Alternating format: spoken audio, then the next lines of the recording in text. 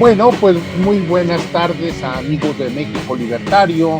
Estamos en una presentación más que hacemos. Bueno, nosotros presentamos libros constantemente. Nos parecía un buen vehículo para difundir las ideas de libertarismo a partir de un producto como es el libro y con autores muy reconocidos como se trata el de esta ocasión.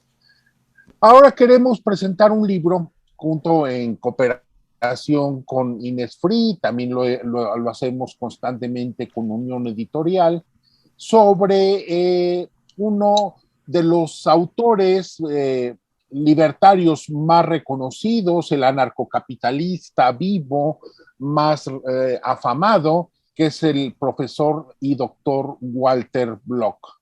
Este académico ha producido una buena cantidad de libros, uno de ellos es el de privatización de carreteras y autopistas, en donde trata de dar respuesta, bueno, pues a esa pregunta que siempre surge en todos los lados, en todas las discusiones, cuando se habla de privatización y desaparición del Estado, de que, bueno, y ahora, ¿quién iría a construir las carreteras? Bueno, Walter Block trata de responder en este libro que edita, repito, Innisfree, y que pueden, bueno, adquirir en su catálogo y en sus diversas páginas electrónicas, en su web y en los sitios, en lugares como Mercado Libre.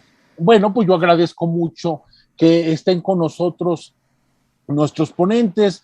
Uno de ellos, Joaquín Fernández, me notificó ayer, bueno, que le iba a ser imposible conectarse. Bueno, yo espero que resuelva sus asuntos.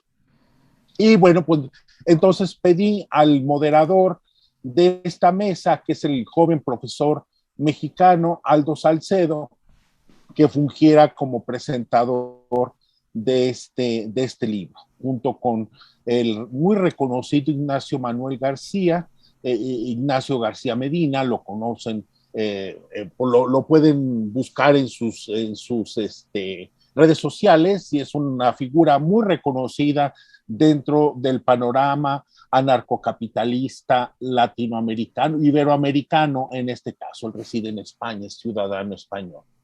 Bueno, entonces están con nosotros tanto Ignacio García Medina como Aldo Salcedo para presentar este libro de Walter Block, hacernos sus comentarios, hablarnos también de la figura del profesor Block, que me parece siempre un motivo más que suficiente para reunirnos. Bueno, entonces pues yo los dejo con nuestros ponentes. Iniciará Ignacio García Medina. A él, insisto, lo localizan en sus redes sociales, es un muy activo crítico cultural, de productos culturales, de ideas de la cultura, el cual, bueno, lo localizan en muchos programas. Entonces, yo no quisiera ya ser reiterativo, y bueno, pues entonces, Ignacio, adelante, bienvenido, muchas gracias por tu participación a nombre de México Libertario, y bueno, pues los micrófonos son tuyos. Muchas gracias, Víctor. Muchas gracias a México Libertario por la invitación. En solidaridad con el pueblo mexicano voy a vapear durante la intervención tras las últimas noticias, ¿verdad?, que están aconteciendo al respecto. Y es un placer poder hablar de Walter Block, porque además este libro se mete, como bien dices, con una de los mantras más típicos de los enemigos de la libertad y de los enemigos de las ideas anarcocapitalistas, que es el famoso ¿quién construirá las carreteras? ¿No? Este y el de es que nadie va a pensar en los niños son las típicas frases que te sueltan para, pues, rebatir o intentar rebatir estas ideas. Y en este libro Walter Block, pues, da una respuesta muy contundente a esa objeción habitual de esto de que quién va a construir las carreteras.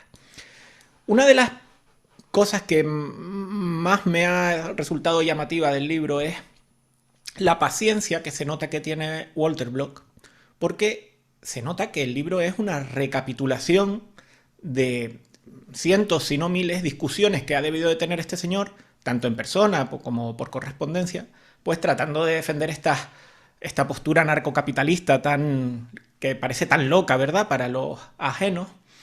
Y además, yo creo que se percibe en todo momento, cuando no es explícitamente, pues se nota implícitamente, que estas discusiones no solo las ha mantenido con estatistas y socialistas, digamos, reconocidos, sino probablemente también con otros que son libertarios o minarquistas, que se consideran antisocialistas, pero que en realidad piensan en términos socialistas en demasiados ámbitos.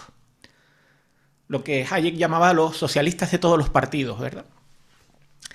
Y de verdad que este aspecto me parece muy interesante en el libro. Y es que no solo es un estudio de las carreteras privadas y que además es muy metódico y exhaustivo en su análisis, sino que yo diría que es casi un libro de terapia psicológica de shock, ¿no? Terapia de shock para desvelar esos pensamientos socialistas que están arraigados, pues hasta en los que, como digo, se consideran antisocialistas, como una prueba del algodón de hasta dónde llega tu anarcocapitalismo. Esto ya Walter Block lo venía haciendo de siempre, en especial en su famoso Defendiendo lo indefendible, quizás la obra más conocida de Block, y creo que tiene hasta tiene una secuela. Y él siempre, pues, en este libro interpreta ese papel de enfant terrible, ¿no? Del anarcocapitalismo, de provocador, que es capaz de retar intelectualmente y hacer sentir incómodo con algunos de sus planteamientos, como digo, tanto a rivales ideológicos como a afines, ¿no? Llega a tensar esa cuerda del principio de no agresión y del libre mercado hasta tal punto que puede causar, digamos, dos tipos de reacciones, ¿no? Tanto en afines como en opuestos, una especie de basta ya he tenido suficiente, no puedo soportarlo, ¿verdad? No puedo seguir por aquí. O, por otro lado, justo lo contrario, que es la parte que valoro de Walter Block, es ese no tengo suficiente con esto, necesito saber más, necesito seguir aprendiendo de este nuevo mundo que ni siquiera sabía que existía, de estas ideas anarcocapitalistas. Y es ese mundo en el que una vez cruzas esa frontera intelectual, una vez pasas ese bloqueo, y nunca mejor dicho por lo de Walter Block, pues una vez lo pasas, es difícil no quedar fascinado por esta exploración que te hace, en la que te mete. Y es un poco como al final del show de Truman, ¿no? De The Truman Show con Jim Carrey, que llega a esa puerta, ¿no? Que separa al mundo del plató en el que siempre ha vivido. Bueno, pues la sensación, si es la primera vez que lees a Walter Block en este libro, yo creo que debe ser similar. Es más, posiblemente Walter Block lo que haya hecho, lo que pueda conseguir con sus libros, con este en particular o con cualquier otro, es replicar en las personas que lo leen lo que él mismo vivió en su juventud cuando conoció a Ayn Rand, a Mises o a Rothbard. Él de joven, Walter Block, todos tenemos un pasado, quien diga que no, probablemente, pues Walter Block era un comunista furibundo. Él se autodefinía como un comunista furibundo. Tanto es así que acudió a una conferencia de Ayn Rand para escracharla, para insultarla, para silbar, para molestar. Pero fue a raíz de esa primera toma de contacto con estas ideas y gracias también a la paciencia, como la que muestra Walter Block, la paciencia que demostraron hacia él la propia Ayn Rand, Leonard Peikoff, Nathaniel Branden y posteriormente Murray Rothbard, que se convirtió como en su mentor, que tuvieron eso, la paciencia de reunirse con él, hablar con él y terminó convirtiéndose a las ideas del anarcocapitalismo. Él dice que le bastó una charla de 15 minutos con Murray Rothbard para convertirse a estas ideas. Y ahora Walter Block es probablemente el anarcocapitalista vivo que ejerce ese papel de Morfeo en Matrix, ¿no? Sus ideas son como esa píldora roja que te hace ver que vives en Matrix y una vez ya lo has visto, pues es casi imposible volver a cerrar los ojos a ese nuevo mundo. Lo que para muchos de nosotros que ya estamos convencidos de este tema ya pues es algo obvio, pues para la gran mayoría de personas es algo impensable, es un tema prácticamente tabú. Nunca se han cuestionado cosas como que las carreteras puedan ser privadas, que la sanidad, la educación, la defensa, la justicia puedan, y yo añado que deban ser privadas. Es una cosa que es un pensamiento que está tan arraigado, tan interiorizado, tan asumido, que cuando llega alguien como Block y consigue que rompas esa barrera y empieces a pensar en términos de mercado y no en términos de Estado, o en términos individualistas y no en términos socialistas o colectivistas, pues todo lo demás, todo el razonamiento lógico de después viene por añadidura, y todos esos antiguos esquemas que tenías empiezan a derrumbarse como un castillo de naipes. Otra cosa que destaco de Block y que está presente en este libro es su valentía a la hora de meter el dedo en la llaga en los temas fundamentales. Imagínense, ¿no? ¿Quién construirá las carreteras? Es la pregunta que siempre hacen. Pues él va y se enfrenta a esa pregunta, digamos, tan difícil, o ese argumento tan aparentemente incontestable. Y lo hace con una ironía muy fina. Me encantan los ejemplos que siempre escoge para poner de manifiesto estas incoherencias, esta hipocresía de los argumentos en su contra. Y además Walter Block es un tipo que no es de estos tipos que va pidiendo perdón por sus opiniones o intentando caer bien a todo el mundo por miedo a que lo tachen de esto o de lo otro.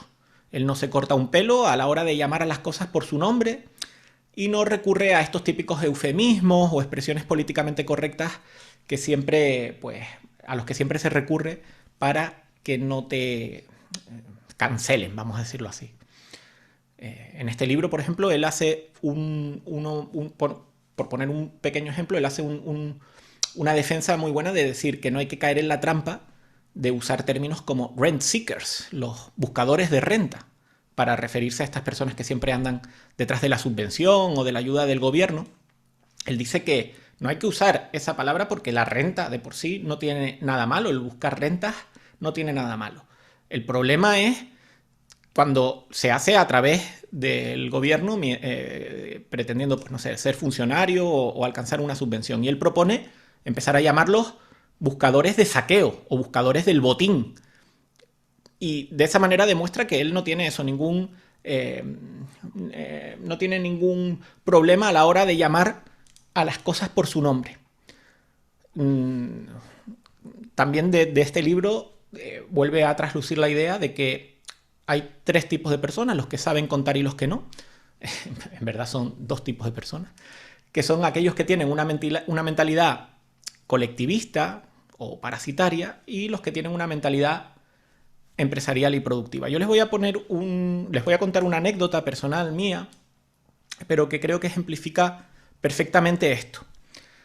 Hasta hace poco yo solía desayunar en una cafetería en la que por el horario en el que iba coincidía siempre con unos profesores de un instituto público, de un colegio público que habría por la zona, o lejos, porque bueno, ustedes saben que los funcionarios se van a desayunar a la cafetería no la más cercana, sino la más lejana para que no lo tengan allí localizados y no les interrumpan el desayuno. Y era inevitable escuchar sus conversaciones. Yo estaba allí solo, era una terraza pequeña y durante meses no les escuché otra cosa hablar a estos funcionarios que del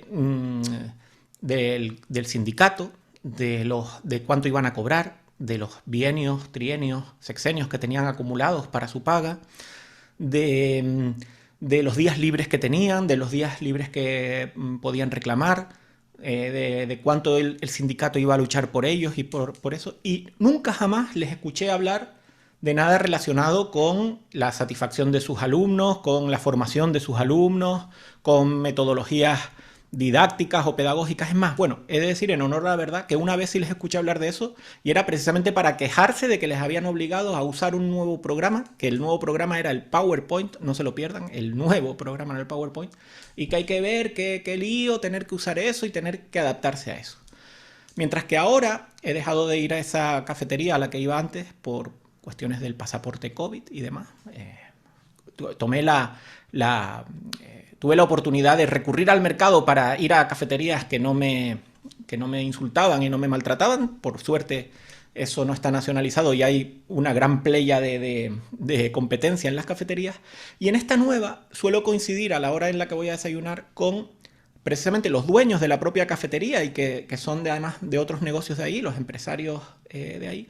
Y siempre que les escucho, lo que están hablando es, bueno, están siempre o haciendo entrevistas de trabajo y hablando de, bueno, pues mira, si contratamos a este cocinero, que la verdad es que me gustó, vamos a poder ofrecerle a los clientes esta cosa que hasta ahora, que por aquí no hay nadie que tal y que nos lo reclaman bastante o que nos lo piden bastante, podemos hacer estos platos, tú te podrías encargar de ir a comprar allí y tal, y que es más barato y tal. Es decir, se nota el contraste en cómo están los incentivos puestos para, digamos, lo público y lo privado, el contraste es abismal, ¿no? Unos se preocupan por la satisfacción de sus clientes, del público, los otros solo se preocupan por el proceso. En lo público, digamos que el cliente molesta, mientras que en lo privado, al cliente se le pone una alfombra roja. Y esto no tendría por qué ser diferente, y de hecho así Walter Block lo explica en este mismo, en la cuestión vial, en la cuestión de carreteras. Si se fijan, el gobierno, ante los problemas circulatorios, sean atascos, sean accidentes, sean los que sean, siempre la culpa de todo es de los conductores, de los usuarios. Y las soluciones que plantean pasan siempre por multar, por hacer más inspecciones de vehículos, por poner radares. Te obligan, digamos, a conducir como un robot porque la culpa es del conductor, del que maneja. Por cierto, también hay que decir que en el libro eché de menos que no se hablara de los coches autoconducidos como los Tesla y demás. También es verdad que el libro es de hace bastantes años y él no podía saber sobre esto. Pero fíjense cómo pasa algo gracioso con estos coches autoconducidos. Y es que las leyes de tráfico actuales pretenden que conduzcas como un robot, ¿no? Pretenden que conduzcas como un robot. Pero cuando por fin los coches son manejados por robots, lo que hace el Estado es prohibirlos o regularlos o ponerle pega a los coches autoconducidos, ¿no? Fíjense esa incoherencia también en esto, ¿no? Y a nadie se le pasa por la cabeza que problemas como accidentes, atascos, conducción temeraria o incluso la contaminación, que tan de moda está con el tema este de Greta Thunberg y toda esta cosa y está siempre en boca de los políticos, su solución, es decir, esos problemas tengan que ver con el modelo socialista de las carreteras, ni tampoco se dan cuenta de que un modelo de libre mercado podría ser precisamente la solución a todos esos problemas que además Walter Block lo explica muy bien y muy desgranadamente en este libro, ¿no? Él va explicando punto por punto cómo el mercado libre y la gestión privada de carreteras, sin ser una solución perfecta que reduciría los problemas a cero, ni los erradicaría por completo, pues sí sería una mejora sustancial para todos y cada uno de los problemas que se suelen dar en este ámbito y que el Estado hace recaer sobre los hombros de los conductores, mientras que el verdadero culpable,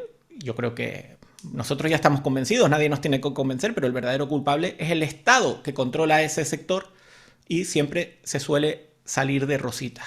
Entonces, eso, para concluir, me parece que es un libro fantástico para quitarte prejuicios, vamos a decirlo así, en contra del libre mercado en este ámbito de actuación. Si el libre mercado funciona perfectamente bien en los zapatos, en la comida, en el vestido, en la electrónica y en cualquier tipo de servicios, ¿por qué iba a ser diferente en las carreteras?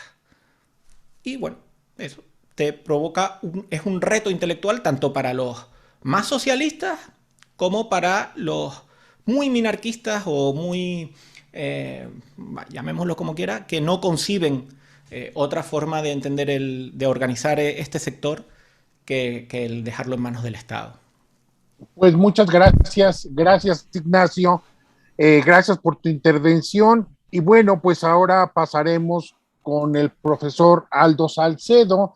Aldo Salcedo es licenciado en Ingeniería Financiera, estudiante de la maestría en Finanzas y Gestión. es docente en la UPEMOR y en la Universidad Interactiva Milenio.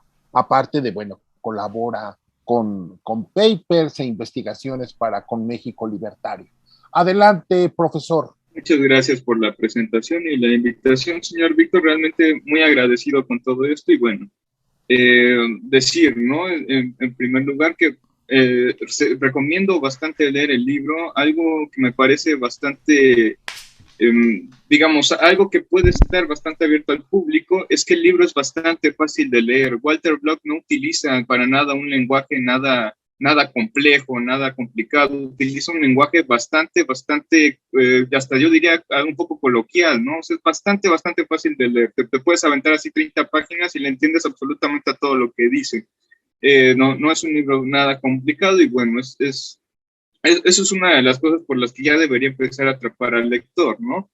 Y bueno, como bien lo dijo el señor Ignacio, es todo un reto intelectual, porque realmente Walter Block está planteando diferentes debates. Él incluso toca artículos, toca así diferentes documentos de otras personas que están así poniendo, algunos argumentos a favor de que las carreteras inclusive se deberían regular más, ¿no? Porque se está analizando, por ejemplo, que hay algún tipo de problema. Y bueno, supuestamente, pues la conclusión de esos artículos o de esos documentos que cita Walter Block es que la solución del problema es de nuevo estatal, ¿no? De nuevo estatismo. Control de precios, que el Estado tiene que regular más, que el Estado ahora tiene que prohibir tal cosa y así, ¿no? Y entonces es bastante interesante cómo, de hecho, Walter Block, como a mí me parece perfecta la analogía que hizo el doctor Ignacio de la píldora roja, porque de hecho, él demuestra que en la cabeza de la gente no cabe una propuesta anarquista, no cabe una propuesta que esté fuera del Estado. Todas las propuestas dicen, este es un problema, a lo mejor es un problema estatal, a lo mejor no se resuelve todo, pero es más estatismo el que salva el problema, ¿no? Entonces, es bastante interesante ese reto intelectual, porque resulta que sí es bastante difícil, ¿no? Uno podría pensar que podría ser más sencillo, quizá plantear un debate, decir que algunas, digamos, que algunas cuestiones sí podrían resolverse por vía del libre mercado, que de hecho pueden ir mejorando, pueden ir evolucionando y toda esta cuestión, pero muy difícilmente se llega a esta conclusión. Yo mismo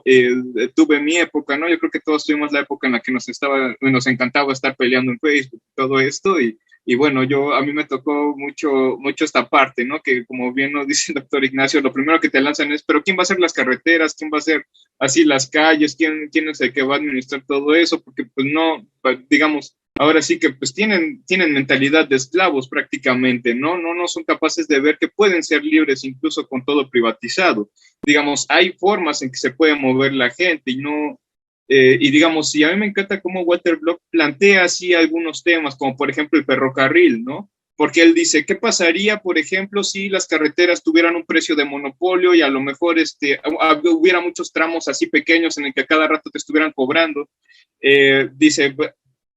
Él dice, yo no creo que si se privatizara todo partamos de aquí, pero suponiendo que se partiera desde un supermonopolio o que se partiera desde que así en cada cachito te estén cobrando así para pasar por esas calles, dice, entonces el mercado lo terminaría resolviendo de manera más eficiente, porque el empresario que tenga la idea de hacer por ejemplo, una carretera muchísimo más larga, que abarca así varios espacios, tenga varias salidas y todo esto, obviamente va a tener un incentivo bastante grande en su utilidad, en su renta, para poder seguir con esos proyectos así bastante grandes, ¿no? Y de hecho, lo compara con lo que pasó con los ferrocarriles. Él dice, bueno, hubo una época en la que los ferrocarriles, por ejemplo, pues eran así, pertenecían a poquitas empresas, todas privadas, dicho sea de paso, ¿no? Pero en Estados Unidos hubo una época en la que los ferrocarriles pertenecían así a poquitas empresas, pero ¿qué pasó? Que la competencia fue alargando mucho más todas las vías, hubo muchísimas más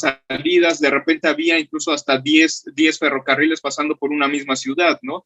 Un poquito para complementar esto, a mí se me ocurre nombrar el documental de Milton Friedman, Libres para Elegir. Si no lo han visto, realmente es una bomba de ideas libertarias, es una bomba de nuevas ideas. Para quien no conozca esta serie, las ideas de Milton Friedman. Dicho sea de paso, Milton Friedman no es anarquista, ¿no? Pero minarquista o entre minarquista, por ahí está.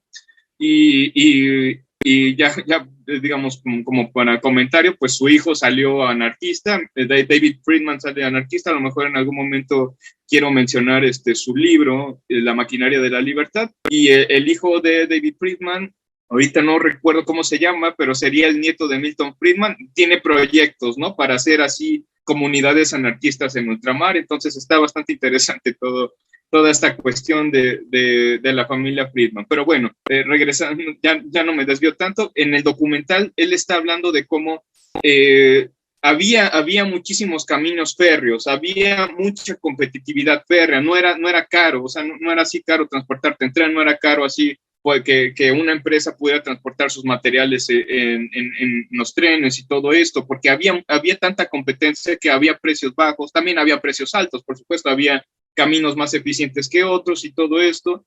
Pero lo interesante es que él aplica aquí una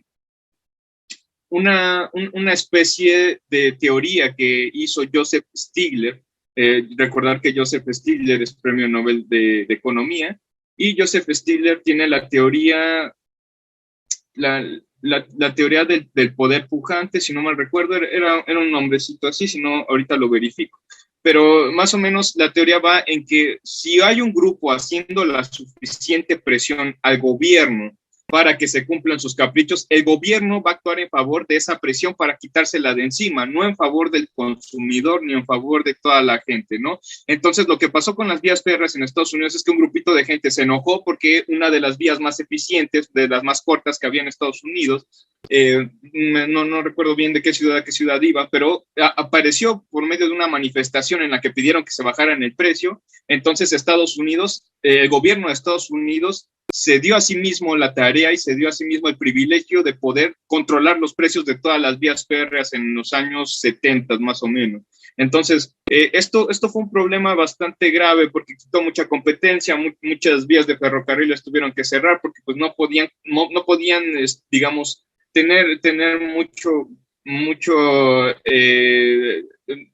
mucho mercado, porque pues si bien tenían vías muy eficientes, pero también eran muy caras de mantener. Entonces tenían que tener más o menos un precio que les dejara mantener esas vías y que el gobierno no le dejaba, ¿no? A final de cuentas, esto terminó en un desastre en el que el gobierno después de Estados Unidos abrió toda una agencia para todo tipo de consumidor. Y digamos, en el documental te enseña el ridículo, ¿no? De incluso que ya hay personas que están probando que las pistolitas de juguete no hagan tanto ruido para los consumidores, porque si no hay que regresarlos y hay que reportar al empresario a que haga así pistolas menos ruidosas, ¿no? Digamos, todo esto nos lleva a algo tan ridículo como es eso, ¿no? Desde el principio es ridículo, por supuesto. El control de precios nunca ha funcionado, pero bueno, solamente para tenerlo como un dato, ¿no? Y es que esto también puede aplicarse bien a lo que pasó con las carreteras, ya que Walter Block en este libro también está citando otro libro de Thomas Ashton que se llama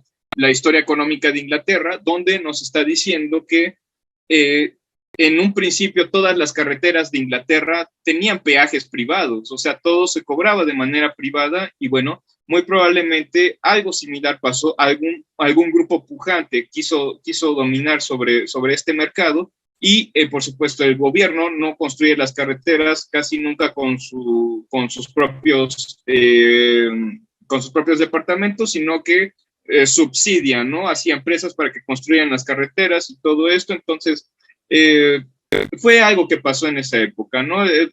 Digamos, él menciona así que muy probablemente fue un proceso que pasó en Inglaterra también, en el que se fue perdiendo cierta autonomía sobre este control. Y bueno, hoy por hoy, pues ya se llega a la idea de que las carreteras a fuerza tienen que ser controladas por el Estado y que el Estado tiene que administrar todo. Y bueno, ya roza un poquito lo ridículo, ¿no? Y bueno, nada más. Bueno, esto como comentario introductorio, y bueno, me encantaría hacer un comentario sobre también lo que decía el doctor Ignacio sobre cuando estaba en la cafetería y él escuchaba que, pues bueno, los maestros estaban más preocupados por ver cuánto era la paga y cuáles eran las nuevas técnicas que tenían que usar. Y bueno, que no les importaban en sí los alumnos, ¿no? Y bueno, esto pasa muy seguido en el sector público, digamos, esto se ve en todos los sectores, ¿no? No solo en el educativo, sino que se ve en todos los sectores. Vemos, por lo menos aquí en México, tú vas al IMSS y ves cómo te tratan de lo peor, realmente no hay un trato, la gente no es amable en el IMSS, no, digamos, desde que vas a hacer tu papeleo, cómo te trata la enfermera, cómo te trata el doctor y cómo te tratan todos ellos, pues prácticamente tú no vales mucho, ¿no? A final de cuentas, tú eres un cliente recurrente que le vas a estar rindiendo tributo al Estado y bueno, no tienen por qué competir por tu dinero como sí lo haría un sector privado en cualquier ámbito. En cualquier ámbito del sector privado quiere ganarse al cliente, quiere tratarlo bien, quiere tratarlo así bonito, ¿no? Digamos, esto ya muy probablemente habrán visto así la inauguración del primer McDonald's en Moscú, ¿no? Donde fue la inauguración más exitosa de la historia. 30,000 moscovitas fueron a la inauguración del primer McDonald's de Moscú, es decir, las filas para entrar por su primera hamburguesa fuera de la Unión Soviética eran impresionantes, rodeaban toda la ciudad.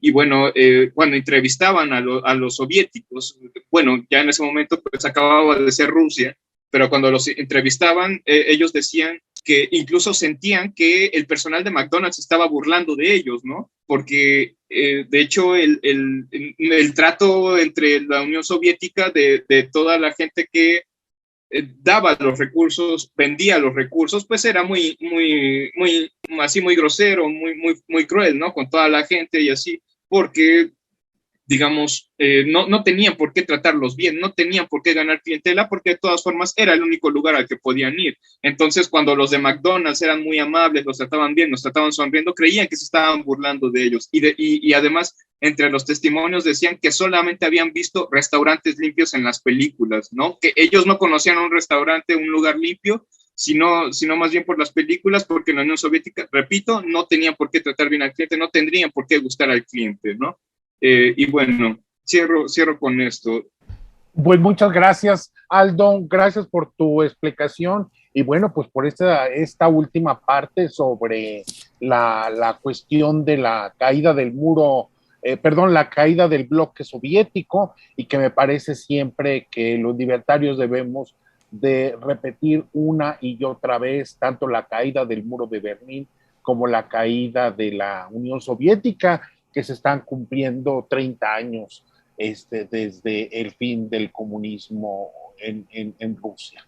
Bueno, entonces pues pasemos a algunas preguntas. Yo no quiero ser cruel, porque Aldo, quien iba a ser el moderador, pues había elaborado unas preguntas un poquito complicadas, entonces yo mejor prefiero hacer alguna, pero sí quiero rescatar una de él, que es básicamente por la parte que comenzamos. Cuando hay una discusión, siempre sale, como bien señalaba, esa frase de que, ¿y ahora quién construirá las carreteras? O como señalaba Ignacio, bueno, pues es que nadie piensa en los niños, o casi, ¿y ahora quién podrá defendernos? Bueno, en tal sentido, ¿quiénes son los culpables de esta mentalidad gregaria, estatista, colectivista? Tú que conoces muy bien los procesos culturales en nuestras sociedades, Ignacio, ¿cuáles son los culpables típicos de este tipo de mentalidad? ¿Por dónde se transmiten este tipo de pensamientos estatistas, gregarios, que no nos dejan avanzar? Bueno, principalmente es la educación. Sea pública o privada, la educación es estatal siempre.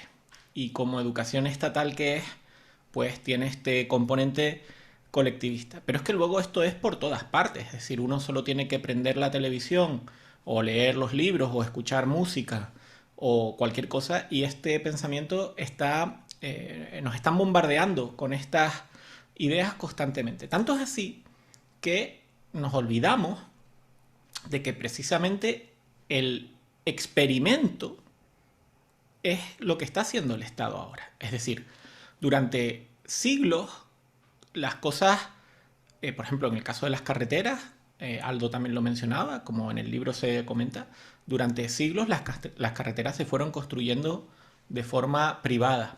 La educación se impartía de forma privada. Es de un tiempo para acá que tenemos este experimento en el que el Estado lo controla absolutamente todo. Sin embargo, nos han hecho creer, digamos, de que son indispensables, de que eso ha sido así siempre y que es la única manera de la que puede hacerse cuando en realidad tiene apenas décadas de ponerse en práctica, ¿no? Y nos resulta inconcebible que esto no pueda ser de otra manera. Y es realmente por esto, porque es que esto es una acción coordinada desde todos los ámbitos, ¿no? Es decir, el ámbito político, cultural, mediático, absolutamente todo. Y esto además es una especie de pirámide Ponzi, ¿no? De esquema piramidal. Y es que, por ejemplo, la educación pública está diseñada para que la única salida para los que destacan en este tipo de educación pública sea convertirse en funcionarios de educación pública o en funcionarios del Estado. Está hecho de esta manera.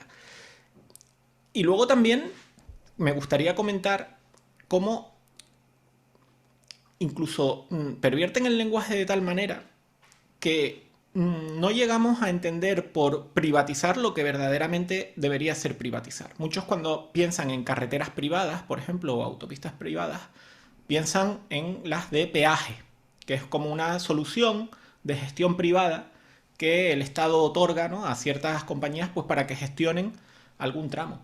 Pero en realidad, Walter Block lo que plantea en este libro es algo mucho mayor, es decir, es privatizar todo el concepto, todo el sector de autopistas, no hacer concesión, no que el Estado haga concesiones para que algunas empresas gestionen el peaje, igual que el Estado da de alguna manera licencia a algunas empresas para que monten escuelas o universidades privadas, pero en un esquema mental y en una estructura totalmente estatal, colectivista. Entonces, hay que dejar de pensar en esos términos, como decía antes. Es decir, cuando te hablen de privatización, entender lo que verdaderamente sería privatizar y no gestión privada de un hospital o gestión privada, que sin duda mejora la eficiencia, pero sigues estando en un esquema, vamos a decirlo así, socialista o colectivista mayor del que no te puedes salir. Gracias, Ignacio. Aldo, ¿cuál es tu opinión al respecto? Entiendo que tú das clases en una institución privada, pero también en una pública, pero en México realmente la diferencia entre una y otra es indistinguible según mi punto de vista, porque ambas son controladas centralmente desde el Partido Comunista, perdón, desde las alturas del Estado mexicano. Entonces, ¿cuál es tu opinión al respecto de esto, estimado Aldo? Claro que sí. Digamos, sí, tienes toda la razón. Ambas tienen que tener certificación de la SEP para poder dar clases, tanto la pública como la privada. Entonces, no puede haber una gran diferencia. Digamos, hay carreras, ¿no?, en las que pues probablemente por el equipo y todo eso se pueda admitir algunas formas mejores. Por ejemplo, estudiar un tipo de ingeniería en la UNAM o en el Instituto Politécnico Nacional por el presupuesto que lleva y todo esto, pues son buenas escuelas para ese tipo de carreras, ¿no? Pero no quita el hecho de que pues vayan a donde vayan los niños, desde preescolar hasta la preparatoria, pues por supuesto, llevan el mismo programa de la SEP, todos tienen que llevar historia, tienen que llevar el tipo de matemáticas que ellos quieran, tienen que llevar valores, civismo y todo esto, ¿no? Entonces ya con eso, pues todos sabemos que son un tipo de adoctrinamiento para los niños más pequeños, ¿no? Pero, pues por supuesto, la cultura ha permeado más fuertemente del lado socialista. Yo antes solía echarle la culpa a los libertarios, ¿no? Decía, no, pues es que casi no nos hemos metido en la guerra cultural y todo esto, casi no. Pero empiezas a ver así la vida de cada uno, cómo realmente todos daban conferencias, había personas inclusive como Henry Hazlitt, ¿no? Que no solamente era economista, filósofo y de todo lo que se destacaba, sino que también tenía novelas, digamos. Ayn Rand también intentó meterse mucho así en la cultura y todo esto, y digamos, más bien pareciera que no hemos sabido muy bien cómo comunicar de manera un poco más sencilla estas ideas, porque el comunismo es bastante fácil de entender, se reparte todo y ya explicas el comunismo, ¿no? No necesita así gran explicación, no necesita así mucha ciencia, ya otras justificaciones científicas llegan después, pero pues digamos, ¿cuántos jóvenes socialistas no hay bajo la idea de que pues todo se puede repartir, que va a ser un mundo más igualitario y todo esto, ¿no? Entre otras cosas, pues es que el comunismo tiene héroes propiamente dichos. ¿Cuántas personas no adoraban a Che Guevara en su época? Realmente lo adoraban. El sujeto, pues, murió en una época en la que era muy bien parecido, pues era un tipo así que pues le gustaba, digamos, mucho armar grilla, mucho armar así muchos problemas en todos lados donde iba. Entonces, se convirtió en un héroe latinoamericano. Realmente Che Guevara, pues lo vamos a ver así pintado en universidades, vamos a ver, de hecho, aquí en México, el presidente, bueno, el nuevo marco curricular, pues ya pone ahí en los libros de historia un pequeño pedazo, digamos, dedicado al Che Guevara y a Fidel Castro, ¿no? Que terminaron siendo héroes. Pero ¿cuántos comunistas no hay que defienden a Stalin? En Facebook yo he visto muchos comunistas que defienden a Stalin. Muy poquita gente defiende, por ejemplo, a Reagan, ¿no? Poniendo ejemplos así de poquitos capitalistas que hay. Reagan, digamos, no era anarquista, por supuesto, pero sí que tenía ciertas nociones de libre mercado, y yo nunca he visto a nadie defendiendo a Reagan, por ejemplo, nunca he visto a nadie defendiendo a Thatcher, que la misma historia, a Pinochet, misma historia, digamos, tenían ciertas nociones de libre mercado, pero digamos, ellos que, salvo Pinochet, que sí tiene por ahí un encargo de tantas muertes, digamos, siendo los dictadores comunistas los mayores asesinos de toda la historia, son muy defendidos, son héroes para los comunistas. Entonces, esto me parece a mí que puede ayudar un poco, ¿no? Y entre otras cosas, pues, vemos en la literatura, digamos, si vemos la lista de todos los premios Nobel de literatura que han habido, solamente uno es liberal, que es Mario Vargas Llosa, es el único. Todos los demás son comunistas, todos los demás son socialistas y te lo dejan ver así en sus libros y todo esto. Digamos, digamos, sí hay literatura que tiene que ver con el capitalismo, ¿no? El Don Quijote de la Mancha, el Quijote era capitalista, ¿no? Él deja claro así que está en contra de la subida de impuestos, que está a favor de cómo se va haciendo la relación entre los vendedores y los compradores. Digamos, él comenta mucho esto. Vamos a ver también a William Shakespeare, ¿no? El Mercader de Venecia, también a mí me parece que es una obra capitalista. Digamos, vamos a ver así muchas obras que sí tienen que ver, pero pareciera que no lograron permear por alguna extraña razón. El capitalismo es un poquito más difícil de defender porque no es tan sencillo como decir repartimos todo, sino que hay que justificar por qué tiene que haber propiedad privada, hay que justificar absolutamente todo, ¿no? Y digamos, entre otras cosas, pues vamos a ver que hay ideas muy fuertes de estatismo que se le meten a los niños. No sé si en algún momento leyeron Corazón Diario de un Niño, ¿no? De este escritor. Híjole, se me fue su nombre ahorita, disculpen, se me fue el nombre ahorita del escritor, pero Corazón Diario del Niño es una obra muy famosa en Italia, que por ejemplo se le daba así a los niños italianos y te va poniendo así, por ejemplo, diferentes regiones de lo que fue Italia y cómo todos se iban así defendiendo su patria cuando atacaron a los austriacos, ¿no? Que era una época en la que estaban en guerra Italia con Austria. Entonces es así bastante interesante cómo en la literatura te meten así que los niños tienen que defender la patria, y que si se mueren defendiendo la patria son héroes y todo esto. Digamos, es cuando menos interesante leer cómo van adoctrinando a los niños de esa forma, ¿no? Y eso mismo lo vemos en civismo, o cuando enseñan la historia de México. Todos aquellos que mueren por el nombre del Estado son unos héroes, son los más grandes de la historia.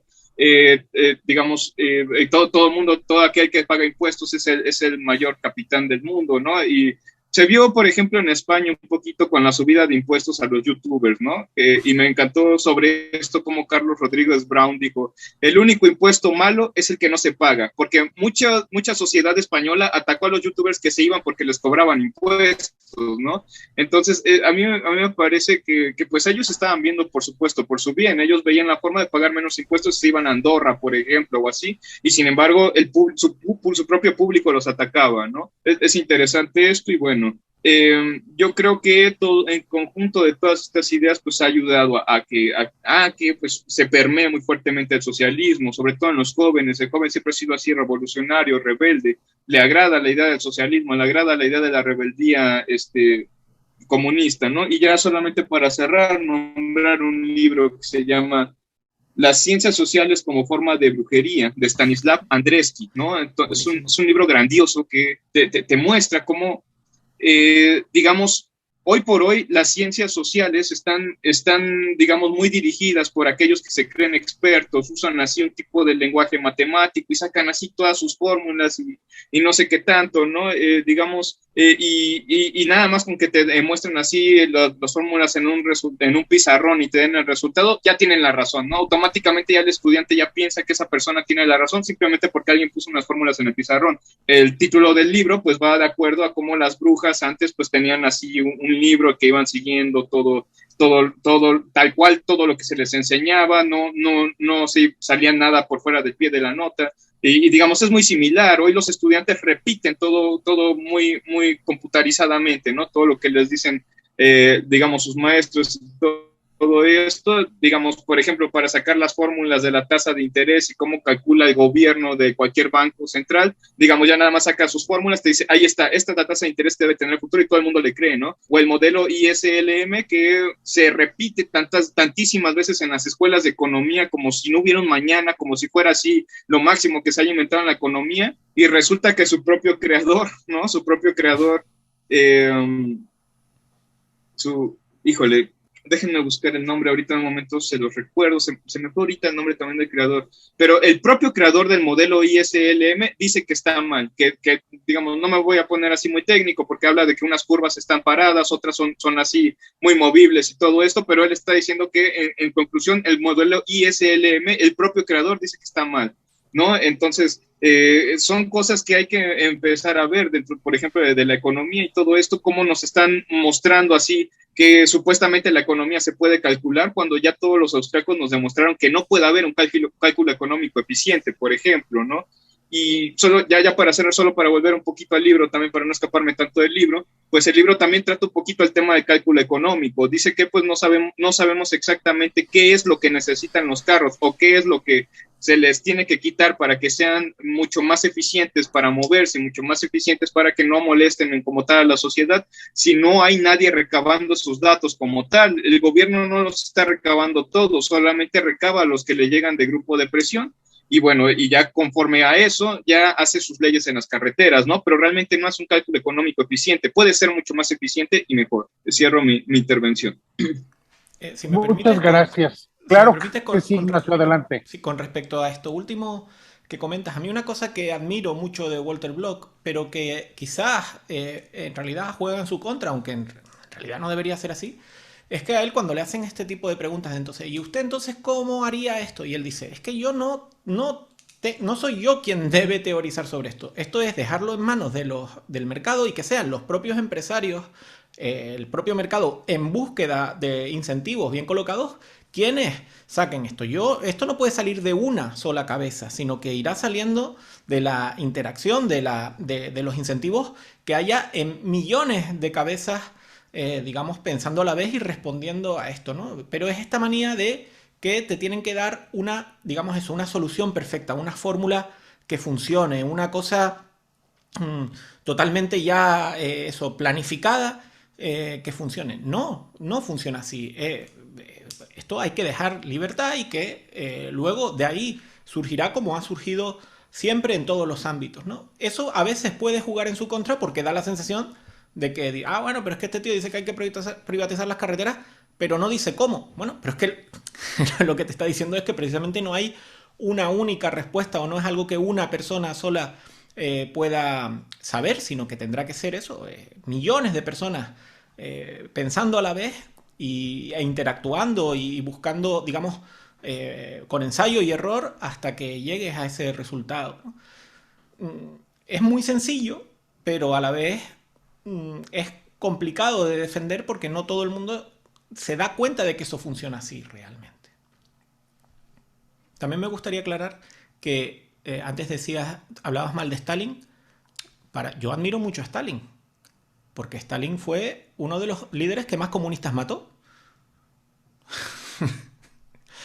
Si no sé tanta animadversión hacia ese hombre. Muchas gracias, Ignacio. Oye, Ignacio, una cuestión. Aldo traía a colación algo que para muchos libertarios, empezando por mí, en América Latina es muy llamativo, nos desvela, y es, bueno, ¿qué podemos hacer los libertarios frente a esta avalancha estatista de desde las escuelas, los medios de comunicación, las prácticas burocráticas del Estado? Bueno, ¿qué podemos hacer? Porque a mí me parece, bueno, Aldo menciona algo que es también muy usual en América Latina, que es hablar de la batalla cultural. Y sin embargo, esa batalla cultural, muchísimos libertarios latinoamericanos la han revestido de un poco de cobardía. Claro, es muy bien, entramos a la batalla cultural, pero nunca atacamos a los de la acera de enfrente, siempre atacamos a los de los lados, les decimos que están equivocados, que son tales y cuales, los insultamos. La pelea, por ejemplo, de Milei con Kachanowski, que me parece realmente uno de los ejemplos más bajos de debate intelectual que puede haber, bueno, ejemplifica bien este tipo de cosas. ¿Cuál es nuestra responsabilidad en esto y qué podemos hacer, Ignacio? Tú que conoces muy bien este tipo de temas. Hombre, si lo supiera, si tuviera la respuesta ya la habría hecho. Evidentemente, no. Hay días que soy más optimista al respecto, hay otros días que no. Antes a lo mejor era más idealista y pensaba que haciendo todas estas cosas íbamos a cambiar algo, y puede ser que sí. Otras veces me digo que esto lo hago por mí, no por nada más, y ya está. Pero yo lo que quizás sí he hecho en falta, pero que últimamente sí se está empezando a ver, es que lo que tenemos que hacer es, obviamente, primero quitarnos los complejos a la hora de defender estas ideas, porque parece que vamos pidiendo perdón por tener las ideas que tenemos. Y otra cosa, en línea con lo que dices, Víctor, es que a veces y me incluyo, nos centramos en criticar o en decir lo que está mal, pero creamos poco. Es decir, creamos pocas cosas.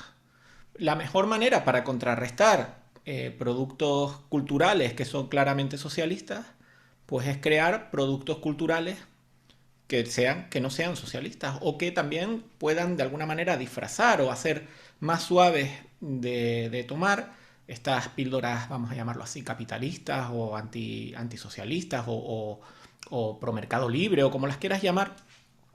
Pero eso, usando ese mismo, digamos, ese mismo formato. Tú antes hablabas de la rebelión de Atlas, de Ayn Rand, por ejemplo.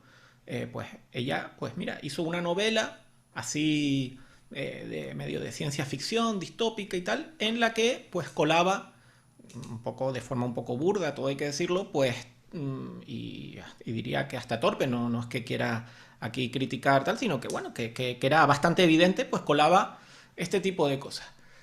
Pues eso, crear más. Tiene que haber más, y no sé cómo conseguirlo, pero tiene que haber más cineastas que tengan claras las ideas de la libertad. Tiene que haber más novelistas que tengan claras las ideas de la libertad. Tiene que haber más, no sé, creadores de videojuegos que tengan claras las ideas de la libertad.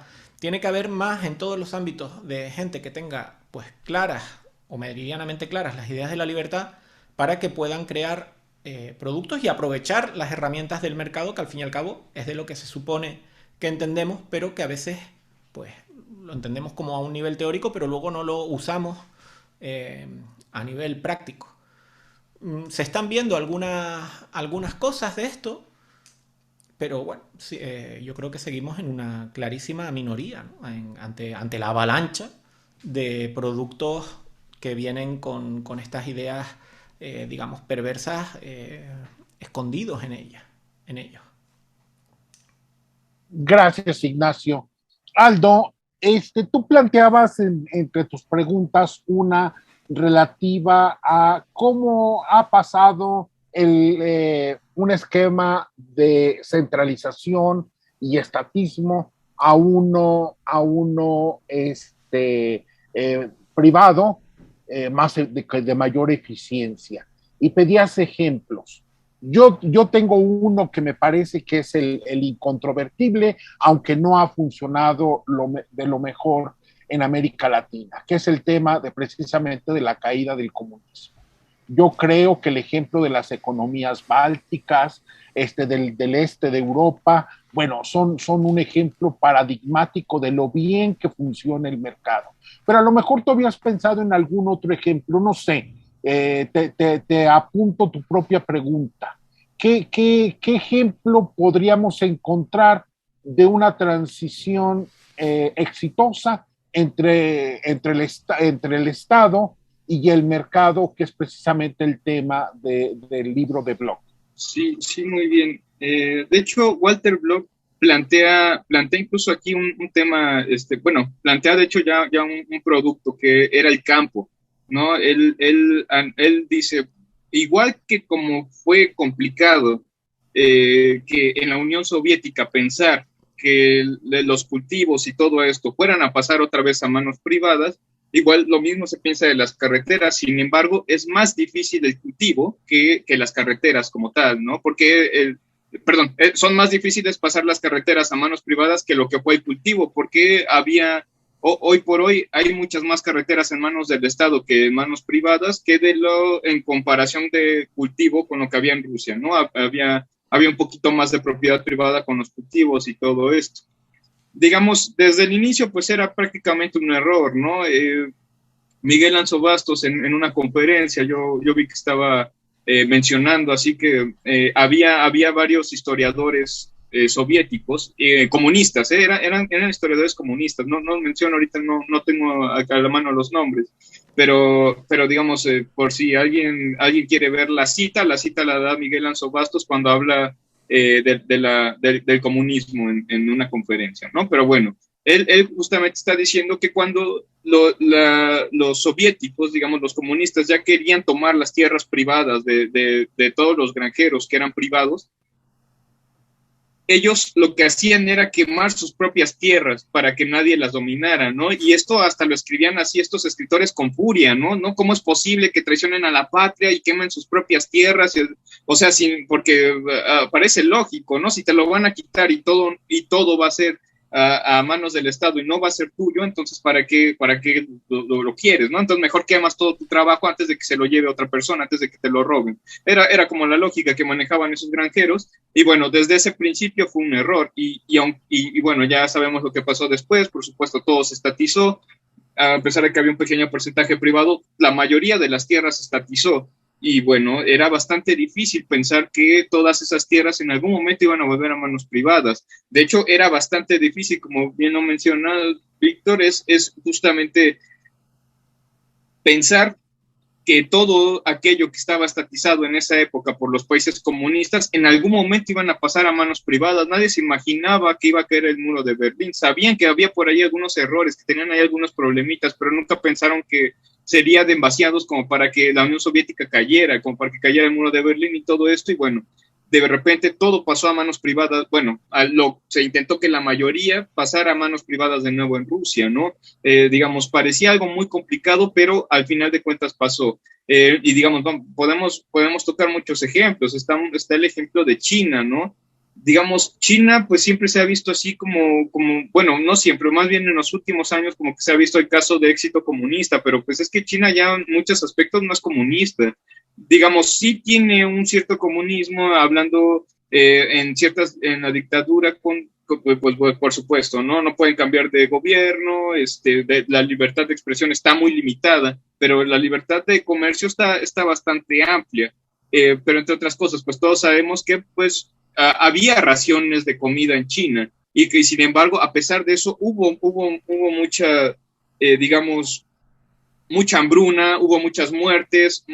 De hecho, hay un historiador, en este momento no me va a tener que disculpar, muchas cosas las estoy diciendo de memoria, pero incluso había historiadores que mencionaban que 3 millones de chinos se suicidaron antes de que les llegara la hambruna totalmente, ¿no? Porque veían que la comida no iba a alcanzar en un futuro, y veían cuál más o menos era el infierno que les esperaba, digamos. Y digamos, eso cuando China era totalmente comunista. Ahora las cosas van cambiando un poco más. Digamos, China ahora parece que va apuntando al libre mercado. De hecho, Hong Kong, que es el país así con el capitalismo más salvaje del mundo, o lo que fue muchas veces muchos años el capitalismo más salvaje del mundo, pues tiene como partido el Partido Popular Comunista Chino, ¿no? Y digamos, es el capitalismo más fuerte y lo puso un partido comunista. Entonces, parece hasta una contradicción por ahí, ¿no? Pero incluso China mismo puso 13 distritos en los que puso, digamos, a la merced del libre mercado, y es a las zonas a las que les ha ido muy bien en China. No todo China se ha liberalizado totalmente en el mercado, pero muchos de estos distritos sí, entre ellos, por supuesto, Shanghái, ¿no? Que es como así como la cumbre. Y algo bastante interesante, yo la otra vez estaba viendo el box, ¿no? Y decían como en Estados Unidos, por una pelea así de campeones, digamos, cobraban casi el 50% de impuestos. En China solamente se paga el 1% de impuestos por evento deportivo. Entonces, ya vemos aquí que como que pareciera que hasta las cosas van cambiando, ¿no? Como Estados Unidos poco a poco se va haciendo más estatista y China más o menos se va liberalizando así poco a poco, digamos, al menos en cuestiones de mercado. No en otras cuestiones, pero en cuestiones de mercado sí. Entonces, digamos, esas cosas que parecían imposibles muchas veces se voltearon y pasaron y llegaron a ser de otra forma muy distinta, ¿no? Dejaron de ser colectivas y pasaron a ser más bien a manos privadas. En México, pues tuvimos también muchas empresas que eran que eran así estatistas. Nadie pensaba, por ejemplo, que Telmex pudiera pasar a manos privadas. Es cierto que hubo por ahí algunas tranzas que terminaron siendo para Slim y todo esto, pero sin embargo, pues hay competencia en telefonías hoy por hoy, ¿no? Solo por comentar algunos ejemplos. Pero es que ahí el problema de eso es lo que decía yo antes, ¿no? Que a veces confundimos las palabras y hablamos de privatización cuando en realidad de lo que deberíamos estar hablando es de liberalización, porque muchas veces privatizar una empresa pública no es otra cosa que trocearla y dársela a manos privadas, generalmente afines, ¿no? Amigos del gobierno. Y esa pequeña introducción de elementos de gestión privada hace que mejoren infinitamente, pero en esencia siguen siendo empresas públicas. Yo pregunto, ¿cuántas de las empresas, además estas que llaman estratégicas, que dicen que son privadas, su único o mayor cliente es el propio gobierno? Realmente hay muchísimas de esas empresas privadas, entre comillas, que su único o principal cliente es el gobierno, es el Estado. Entonces ahí no podemos estar hablando realmente de una empresa privada, ¿no? Caemos en esa perversión del lenguaje, y que esto lo único que hace también es darle armas al enemigo, porque le dice, ves, se privatizó y mira qué mal sigue funcionando. Primero que funciona mejor que antes, pero es que eso no es una privatización, bueno, o lo llaman así, pero en realidad debería de venir acompañado del elemento de la liberalización en el que puedan confluir que no haya barreras para que entren otras empresas a competir, ¿no? Entonces es como el ejemplo este de los peajes, ¿no? Dice, bueno, sí, pero mira las carreteras privadas que son con peajes y tal, ya, pero es que ahí ha faltado el elemento fundamental, que es el que haya una verdadera liberalización en el que puedan entrar a competir y a organizarse de la manera que buenamente quieran las diferentes empresas. Si al fin y al cabo sigue estando bajo la batuta, bajo la tutela o bajo la supervisión, casi intervención del Estado, pues eso no deberíamos incurrir en ese error de llamarlo privado, ¿no? Y se dan estas paradojas de que en el supuesto mundo libre en el que vivimos y demás, a veces te des cuenta de que en algunos aspectos hay menos propiedad privada como tal que en la Rusia de Stalin con la nueva política económica. Es decir, la nueva política económica de Stalin estaba sembrando la propia semilla de la destrucción del comunismo al dejar en manos privadas la producción en ciertos ámbitos, ¿no? Para ciertos sectores y tal, y para ciertos productos, la gestión de los alimentos. Pero es que ahora te vienes a dar cuenta que aquí, en lo que queda del mundo libre, pues que no tenemos nada que envidiarle en cuanto a planificación central y en cuanto a intervencionismo al más furibundo comunismo soviético. A veces hasta lo superamos, ¿no? Aquí en España tenemos el ejemplo de cómo un ministro de Economía supuestamente liberal, autoproclamado liberal del PP, del Partido Popular, de la derecha, vamos a llamarlo así, que bueno, es mucho decir, pero proponía un tramo del impuesto de la renta a las al tramo más rico, digamos, de las rentas más altas, superior al que proponía el propio Partido Comunista. Entonces, claro, si, si esos son los liberales, pues, Dios mío, no quiero pensar, ¿no? en dónde estamos. No, sí, sí, claro, ¿no? Vamos a ver aquí muchas nociones, ya lo platicaba Hayek en Camino de Servidumbre, ¿no? Desde la introducción está diciendo que muchas propuestas del Partido Laboral de Inglaterra son muy, muy parecidas a las que tenía la Alemania nazi, o sea, no cambian prácticamente en nada, lo único que cambia es el discurso, ¿no? Entonces, sí es un poco lo que hay que ver, que pues realmente no estamos lejos, no es que el comunismo esté hasta el otro lado, no totalmente otra dirección, ¿no? Pues, vamos hacia allá, poco a poco, pero vamos hacia allá. Todos los países aumentan su gasto público cada año, ¿no? O sea, vamos a ver cómo cada vez hay más intervención, siempre se tiende a más intervención, ya bien lo pronosticaba Hayek, ¿no? En todo esto.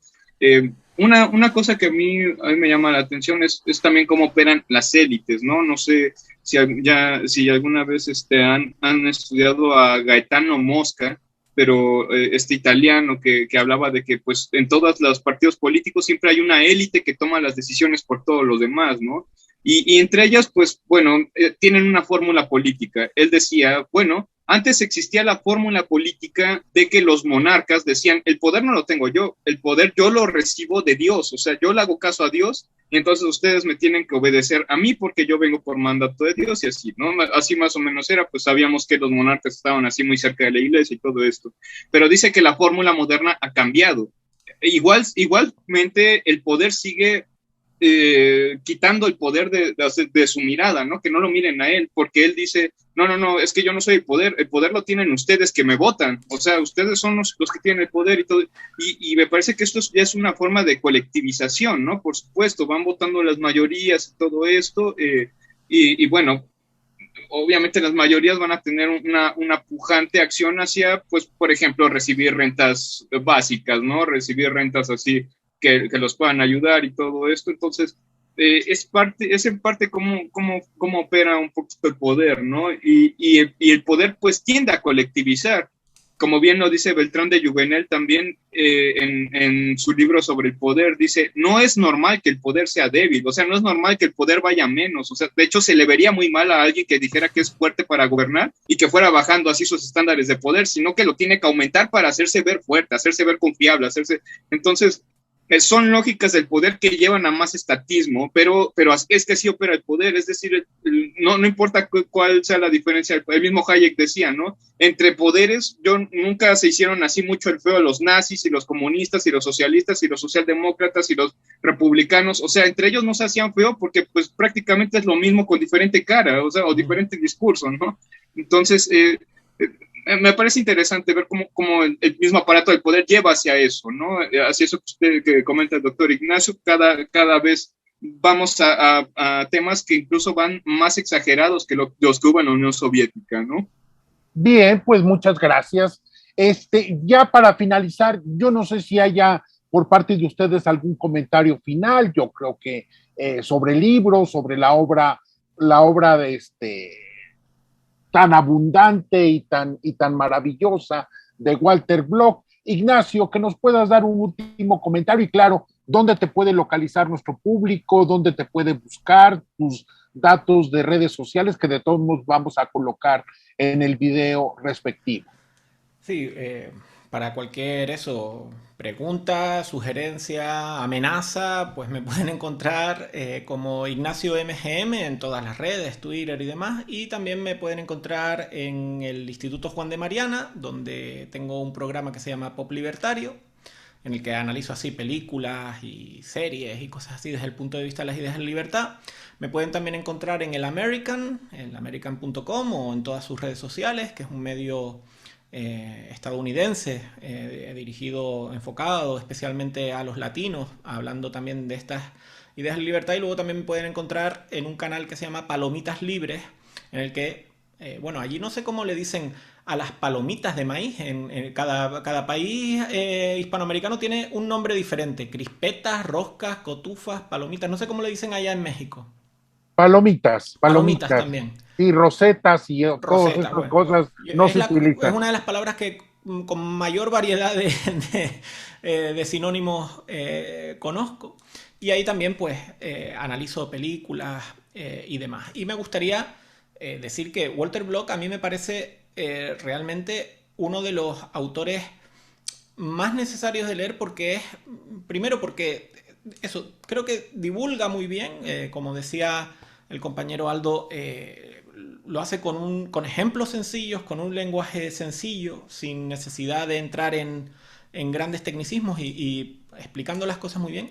Y aparte porque tiene ese elemento provocador, ese elemento de reto intelectual, de hacerte plantear cosas que ningún otro, o casi ningún otro autor, te hace plantear. Entonces cualquiera de sus libros, tanto este del que hemos hablado aquí hoy, como tantos otros que tiene, Defendiendo lo Indefendible y los demás, creo que son obras fundamentales para iniciarse en este mundo vía terapia de shock o para, digamos, profundizar, ahondar y llevar al límite o llevar hasta el final los argumentos lógicos del anarcocapitalismo.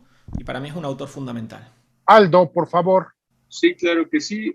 Yo tengo un último comentario, sí, porque ya no lo dije, pero si yo pudiera resumir el argumento de Walter Block en este libro, de nuevo admito que pues, no lo leí todo, pero lo que alcancé a leer, a mí me parece que el argumento principal básicamente sería que el incentivo del mercado, pues es que justamente el empresario tiene que reparar todos los errores que vaya cometiendo conforme el camino.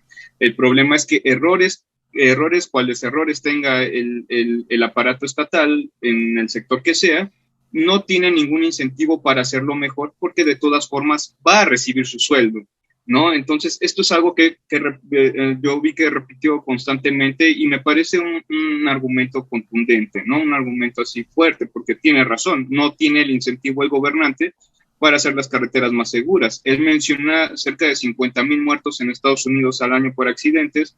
Los datos aquí en México nos arrojan que son 16,000 muertos por año en accidentes, más o menos proporcional con la población, ¿no? Y bueno, esos solo los muertos. Hay casi 400,000 accidentes al año, entonces a mí me parece que es ineficiente y sí se pueden buscar algunas alternativas privadas, ¿no? Ya solo para cerrar, quiero nombrar un libro de Jane Jacobs que se llama La muerte de las grandes ciudades de América.